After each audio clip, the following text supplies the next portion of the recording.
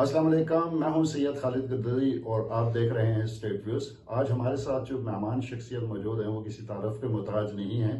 دنیا بھر میں ان کا اثر و رسوخ ہے ہیومن رائٹس کے اوپر کام کرنے کے حوالے سے، چونکہ کشمیر کے اوپر ان کا بہت زیادہ کام ہے۔ یو این کے اندر ایک کنسلٹیٹو سٹیٹس کی حیثیت سے، چونکہ ان کی آرگنائزیشن جس کی یہ خود سیکرٹری جنرل ہیں، اس میں ان کا ایک امپورٹنٹ رول ہے گزشتہ 26 سال سے۔ تو ڈاکٹر عابد ملک صاحب سے آج ہم کشمیر کے اوپر اسپیشلی گفتگو کریں گے اور ان سے پوچھیں گے کہ نیو یارک سے جب آپ اسلام آباد تشریف لائے تو آپ کے پاس ہمارے لیے کشمیر کے اوپر جو ایک بڑا کنفلکٹ ہے 3 اٹامک کنٹریز کے درمیان سلگتی ہوئی چنگاری ہے، تو کیا خوشخبری ہے آپ کے پاس؟ السلام علیکم آپ کو اور آپ کے ویورز کو۔ انفارچونیٹلی خوشخبری تو فی الحال کوئی نہیں ہے۔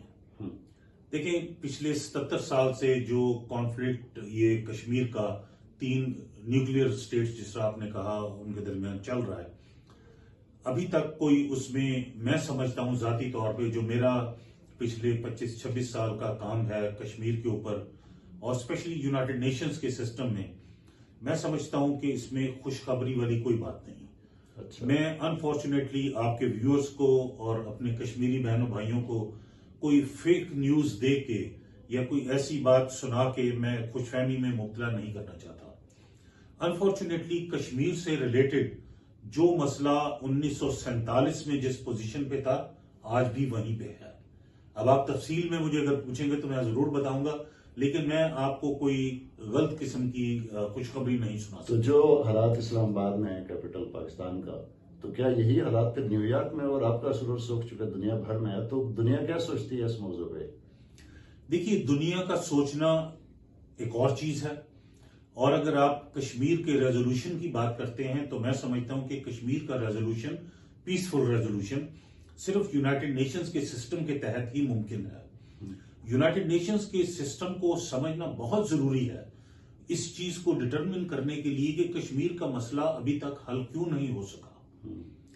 جہاں تک کشمیر کے مسئلے کے اوپر ریزولوشنز کا تعلق ہے، بالکل بجا ہر شخص کو معلوم ہے کہ 1947 سے لے کے آج تک بہت ساری ریزولوشنز اڈاپٹ کی گئیں، لیکن جو یونائٹڈ نیشنز کا سسٹم ہے جس کے تحت اس مسئلے کا حل ممکن تھا، اس کا جو نیکسٹ سٹیپ تھا وہ نیکسٹ سٹیپ آج تک نہیں اٹھایا گیا۔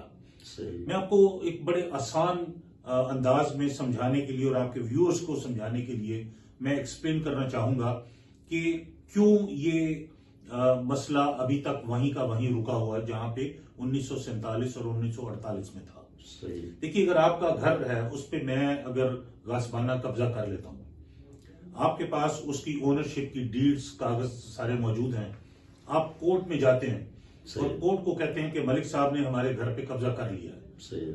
کورٹ آپ کی کمپلین کو جج کرنے کے لیے، اس کو ایویلیویٹ کرنے کے لیے آپ کی ڈاکیومنٹیشن کو دیکھے گی، آپ کی اونرشپ کے کاغذات کو دیکھے گی، اور عدالت یہ ڈٹرمن کرے گی کہ ہاں آپ کی ڈیڈ اصلی ہے اور یہ پراپرٹی آپ کی ہی ملکیت ہے، تو عدالت آپ کے حق میں ڈگری دے دے گی، فیصلہ دے دے گی۔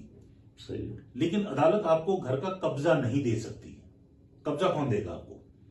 اگر کوئی چھوٹا موٹا کیس ہوتا ہے تو عدالت کا بیلف جا کے آپ کو اس پراپرٹی کا قبضہ دلا دیتا ہے۔ اگر بڑا مسئلہ ہوتا ہے تو قبضہ دلانے کے لیے آپ کو وہ جو کورٹ کا آرڈر لے کے آپ کو تھانے میں جانا پڑتا ہے، اور پولیس فورس کے ساتھ آپ کو اس کا قبضہ دلایا جاتا ہے۔ ملک صاحب، آپ جانتے ہیں کہ چونکہ یہ ذرا زمین کا ہی مسئلہ نہیں ہے بلکہ یہ ایک پنجرا ہے جو 5 اگست 2019 کے بعد انڈیا نے کریٹ کیا مقبوضہ کشمیر کی صورت میں، اور ساری قیادت وہاں پہ بند ہے، لوگ بند ہیں، صحافی بند ہیں۔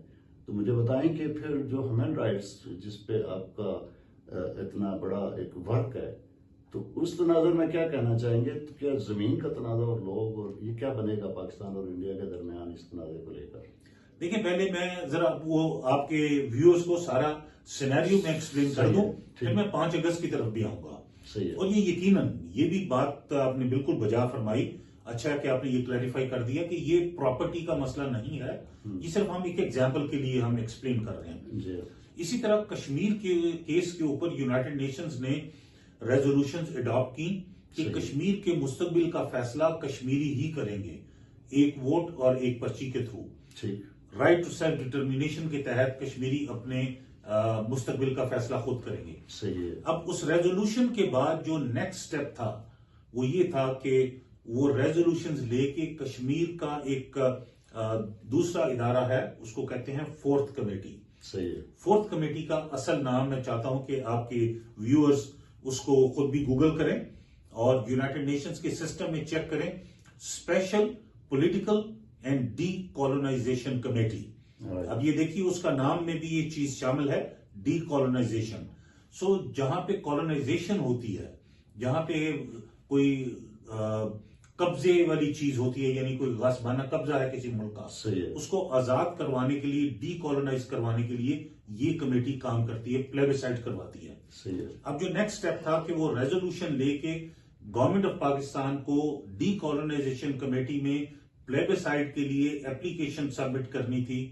انفارچونیٹلی آج 20 جنوری 2025 ہے اور ایز آف ٹوڈے 20 جنوری 2025 آج تک وہ اپلیکیشن سبمٹ نہیں ہوئی۔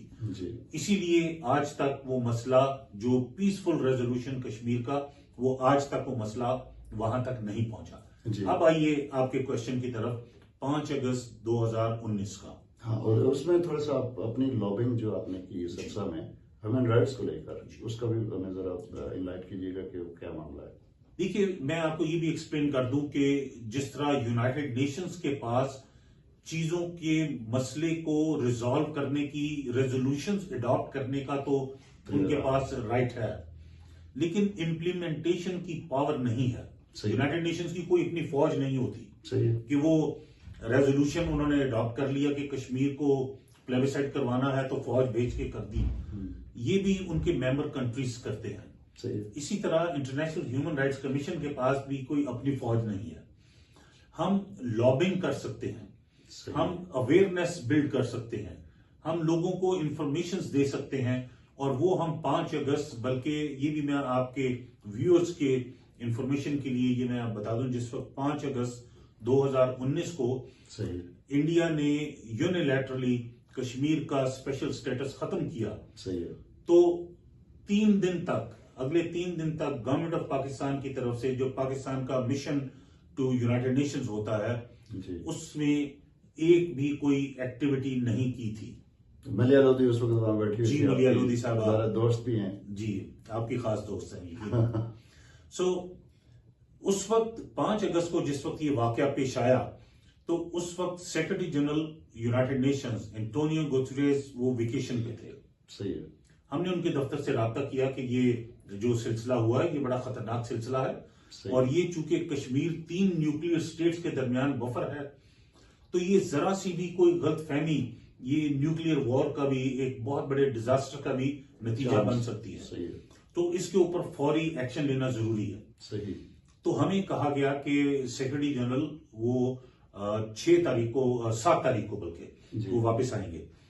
تو 2 دن کے بعد جب سیکرٹری جنرل واپس آئے تو ہم نے ان کو ریزولوشن اپنی طرف سے پیش کی کہ یہ مسئلہ بہت خطرناک سینسیٹیو مسئلہ ہے، اس کے اوپر فوری ایکشن لینا ضروری ہے۔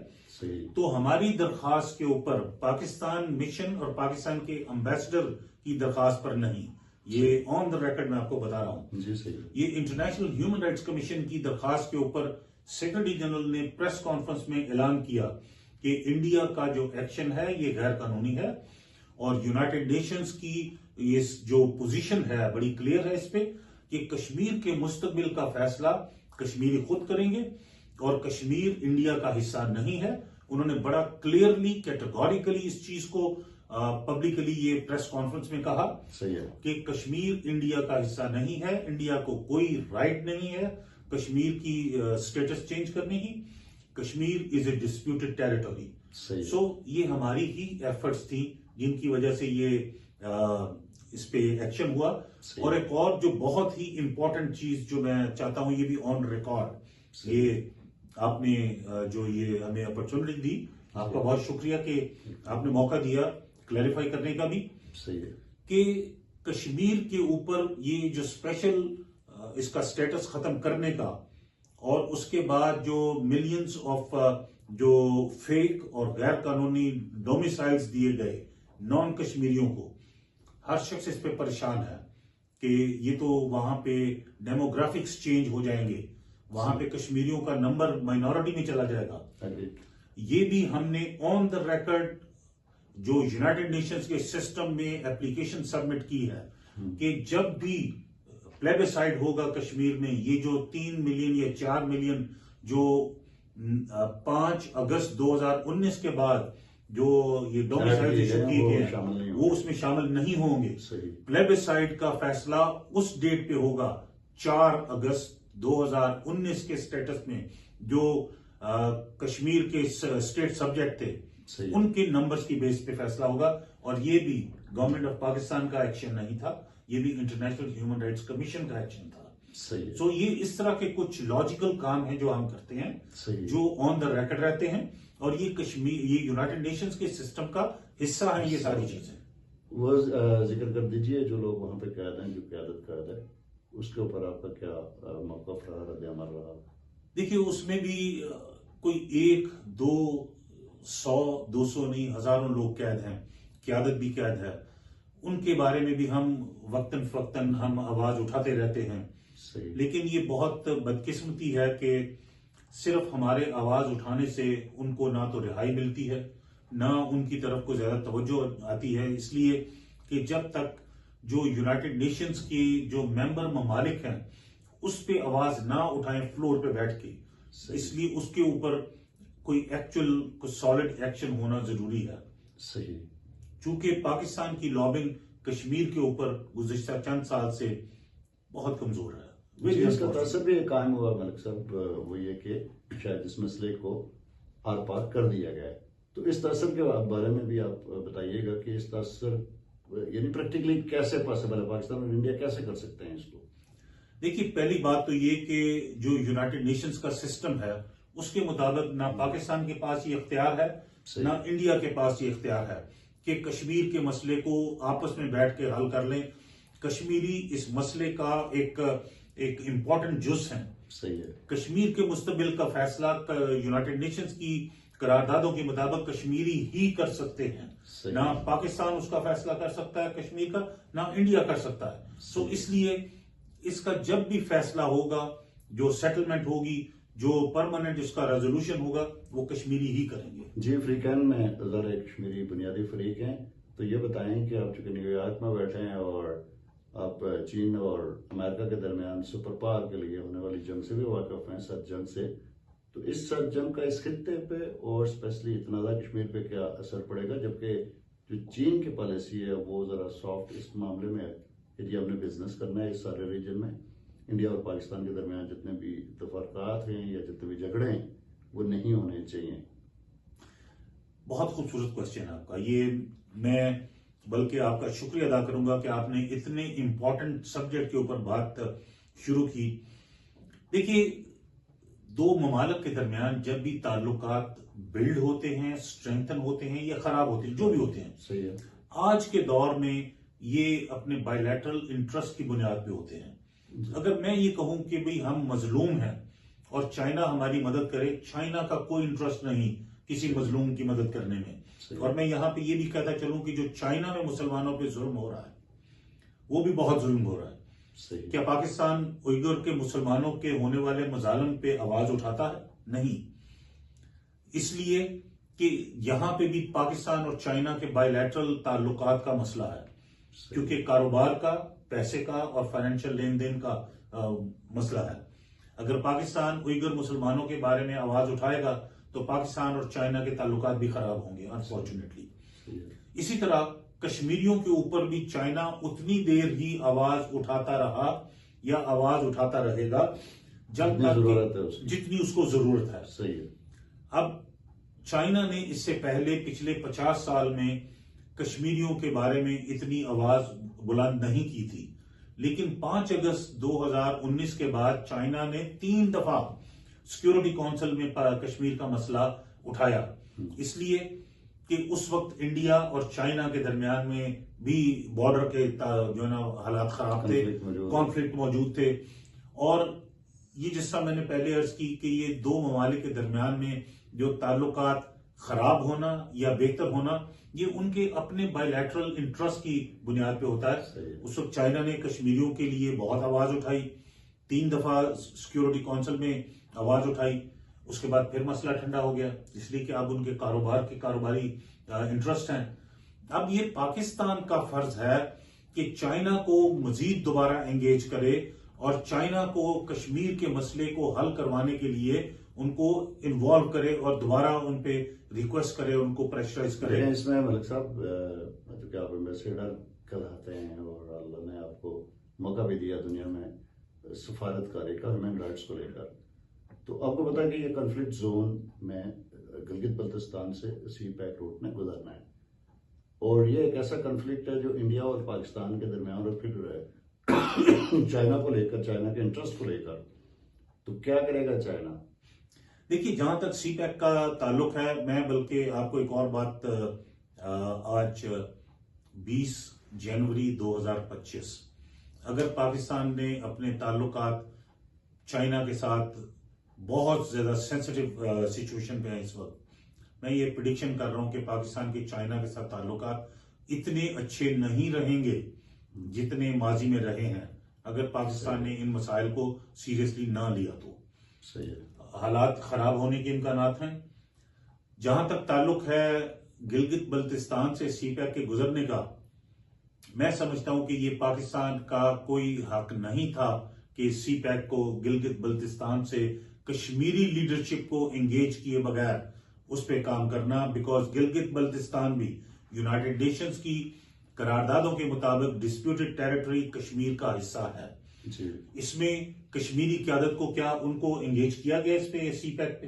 بتائیے, آپ مجھے بتائیے. جی مجھے تو نہیں لگتا کہ سی پیک کے اوپر کشمیری قیادت سے بات چیت کی جاتی ہے. آزاد کشمیر میں جو بڑا ایشو ہے بات کرنے کے لیے وہ وہاں کی لوکل جو مطالبات ہیں ان کو لے کے بنی ہوئی جو ایکشن کمیٹی ہے وہ گلے میں پڑی ہوئی ہے. تو گلگت بلتستان ابھی ہمارے اس ٹاپک میں یہاں پہ نہیں ہے. لیکن مجھے ایک بات بتائیے کہ اگر گلگت بلتستان سے اس روٹ نے گزرنا ہے, اور ہم بھی یہ سمجھتے ہیں کہ یہ گیم چینجر منصوبہ ہے پاکستان کے لیے بھی, تو اس کو سیٹل کرنے کا کیا طریقہ کار ہوگا؟ یو این ٹیمپلیٹ بھی ہے, انٹرسٹ بھی ہے, دونوں ممالک ہیں, 3 ممالک ہیں, تینوں کے پاس ایٹم بم بھی ہے. دیکھیے میں ذاتی طور پہ ایک کشمیری ہونے کے اور ایک انٹرنیشنل افیئرز کے ایک اسٹوڈنٹ ہونے کے ناطے میں سمجھتا ہوں اس میں کوئی مذائقہ نہیں کہ پاکستان اس پروجیکٹ کو وہاں سے گزارے, اس پہ اور ڈیولپمنٹ کرے, ضرور کرنا چاہیے. پاکستان ہمارا نہ صرف دوست ہے, ہمارا گھر ہے, ہمارا محسن ہے, اور ہمارا, میں تو ذاتی طور پہ سمجھتا ہوں ہمارا مستقل وطن بھی ہے, وکیل بھی ہے, مستقل وکیل بھی ہے, بالکل. اور 1947 سے لے کے آج تک واحد ملک ہے جو ہر دور میں کشمیر کے اور کشمیریوں کے ساتھ کھڑا رہا, عرب بھی کھڑا ہے. لیکن اس میں آزاد کشمیر کی لیڈرشپ کو انگیج کرنا ضروری تھا. صحیح. کیوں نہیں کیا گیا؟ صحیح. اس میں آزاد کشمیر کی لیڈرشپ کا بھی قصور ہے. دیکھیں آٹا دال کا اور بجلی کا اور یہ جو مسائل ہیں یہ تو آج کل کے مسائل ہیں نا. صحیح. یہ سی پیک تو 20 سال سے 25 سال سے یہ پروجیکٹ چل رہے ہیں. اس وقت کی لیڈرشپ نے یہ آواز کیوں نہیں اٹھائی کہ آپ ہمیں بھی انگیج کیجئے, ہمیں بتائیے کہ اس میں آزاد کشمیر کا کیا اس میں انٹرسٹ ہے.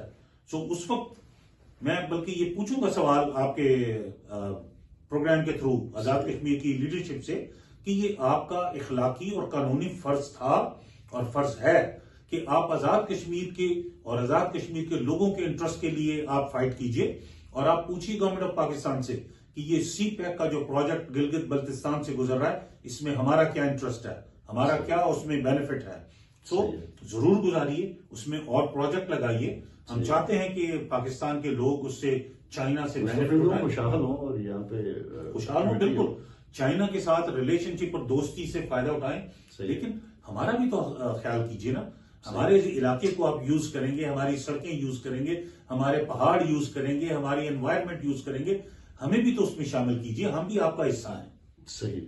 بہت شکریہ جناب ایمبیسیڈر ملک عابد صاحب, آپ تشریف لائے اور آپ اسٹیٹ ویوز کے ساتھ بات چیت کرتے رہے. بہت شکریہ آپ کا کہ آپ نے اتنے امپورٹنٹ ٹاپک پہ مجھے بات کرنے کے لیے مدعو کیا, اور آپ کے ویورز کا بھی میں شکر گزار ہوں.